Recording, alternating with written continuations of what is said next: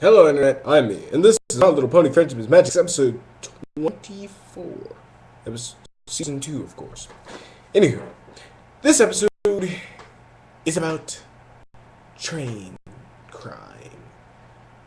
Yeah, train crime. Honestly,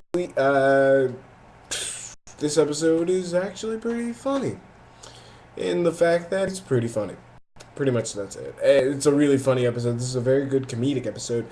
Though the aesthetics of the episode are kind of weird, and a lot of the questioning of real life application to what they're doing, okay, yeah, real life application in a pony show, is questionable. Especially in the first parts of the episode, where Big Macintosh is actually having to transport a giant cake, giant marzipan cake, anyway, to a train. And of course, it's stacked like a wedding cake.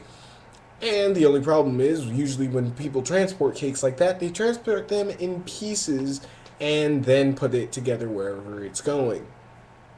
So yeah, there's that problem solved. But anyway, it doesn't detract from the actual hilarity that ensues of them getting Big Macintosh and that cake to that train, and where the cake is so big, they actually have to take apart part of the train. Though I don't think trains work that way. Anyway, so once they get on the train, they actually have a cake, and then out of nowhere, a chocolate mousse made by a donkey. Or a mule, whichever, I don't care. She looks like Matilda, but she isn't. Anywho, then a French griffin, I never thought I would say those words, would come in with eclairs, which I like eclairs, so yeah. Can I have one? No. Anyway, and then of course, Donut Joe comes back and makes his second debut in the series, coming up with a Donut City. I'm sorry, man. That's awesome. Of course, this is all to go to the Canterlot dessert annual contest thingy. And honestly, I kind of want to be a judge there because I like candy and sweets and I want to eat it all. But of course, once they're getting on the train, they all start arguing about whose is the best, and a lot of good one-liners are in there, and a lot of good comebacks and ooh burn shit like that. But other than that, yeah, it's pretty much thought that each one of them is actually going to, because brought up by Pinkie Pie, is going to sabotage the other's desserts. So Pinkie Pie decides to stay on guard and watch the cake as, well, the train goes along. And of course, she suspects sabotage this whole time after she describes the cake so beautifully. And why do I bring that up? It'll be important later. And of course, Pinkie Pie guards the cake all night, though being chased around by somebody who can fly, somebody who can run really fast, but then only the conductor is there. Then somehow the blinds close and, on their own, and then open back up, and the cake is supposedly fine. And then Pinkie Pie falls asleep trying to watch the cake. Then when she wakes up, Twilight Sparkle walks into the cabin and sees, oh my god, there's a huge chunk missing out of the cake on the other side, Pinkie Pie. I'm surprised Pinkie Sense didn't pick that up. Anywho, so, of course, Pinkie Pie's freaking out like normal, and, of course, accuses everyone who's on the competition side. And now decides to go through all three of the suspects of the opposite shifts to figure out whether or not they did the eating act. And of course, she tries to collect clues. Oh, wait, she makes accusations based off of former movies. Of course, she first suspects the Griffin because he can fly, and of course, kind of, they go into a flashback of the old, like, black and white mustache twirling villain who ties her up to the train tracks, which I question, how is she on the train if they tied her to train tracks? Anyway, and of course that he sliced the cake in half. Alright.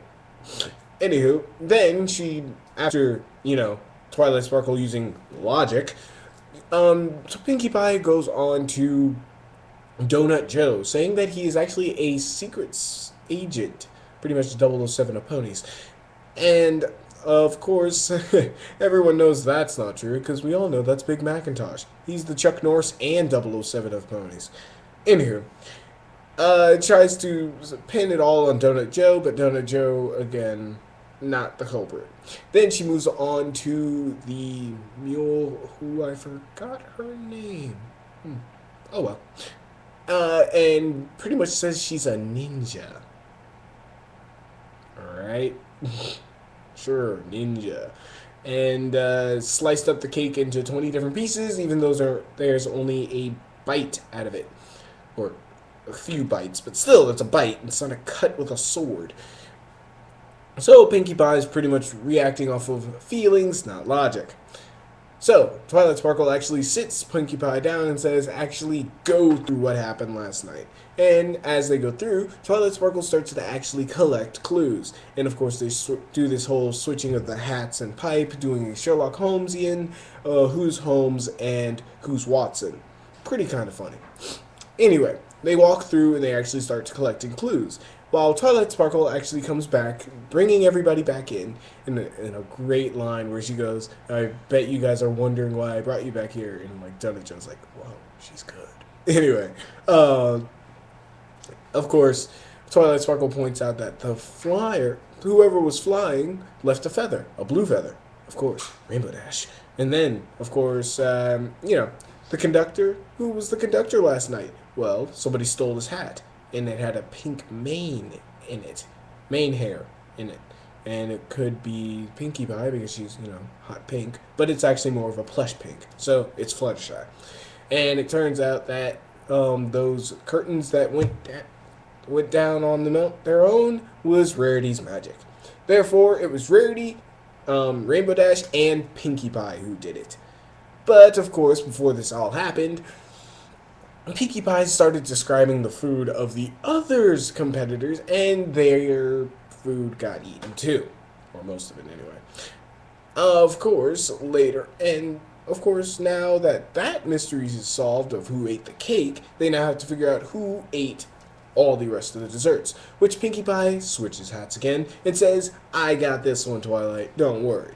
Decides to go around and looking around in the train, and I was like, oh great, what is Pinkie Pie going to do now? And pretty much pulls a Clouseau, if you've ever watched Pink Panther, out of her ass, and pretty much says, okay, I know who did it exactly with exact amount of evidence. Turns out all the chefs actually ate each other's desserts. Why? Because Pinkie Pie had described them so well, and actually in so intricate detail, that they could not help themselves and actually just decided to eat all the desserts. So, in the end, no one has a dessert to put into the contest.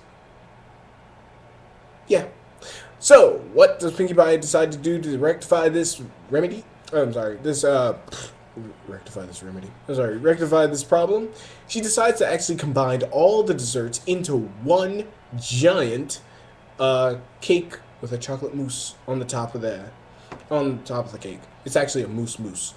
Chocolate mousse that's shaped in a mousse. Anyway, of course, this wins first place, and we learn our lesson of not suspecting people just based off of accusations, which is a good lesson that many people need to freaking learn. Sorry. A lot of adults don't learn that one, and it actually causes a lot of problems if you think about it. It's, again, another kid show teaching something that adults should be learning. Anywho, this episode was a funny episode. I actually really enjoyed this episode in all its stretches and its imagination. I liked how it actually went through actual feels of different film genre, of going from the black and white to a 007 to a ninja movie. I really liked that, and I really liked how the styles changed in between the two, showing that the artists and the animators actually know what they're doing when that comes to it, and the writers actually had a lot of faith and fun with this script. So, I actually like that a lot. Another thing that I noticed is that pretty much all of Ponyville is actually very diverse, letting in griffins and mules and all that such. So it's not as split up and divided as most of the fanfics that you could read out there postulate. But other than that, Applejack didn't do anything in this episode. Yeah, she was on the train too. She didn't do a thing. Not a thing. She didn't eat anything. She just kind of sat there and said, howdy, I guess. Yeah. Good job, Applejack. Good job. But my rating for this episode is actually a good solid 9 out of 10. It's not a perfect episode. Yes, it has its problems, logic flaws, and all that. But still, it's a fun episode to be around, and it's kind of enjoyable. It makes me smile a little, and also it was a good little mystery. And the facts that Pinkie Pie would actually not look for clues and just go off of base feelings is actually quite based in the character. And I actually like that dynamic of Pinkie Pie and Twilight Sparkle working together. I actually kind of want to see more episodes like that. Somebody who's all feeling and whimsy compared to logic and subsequently magic, ironically enough. So, that's pretty much all I got to say on this episode. So until next time, y'all, peace.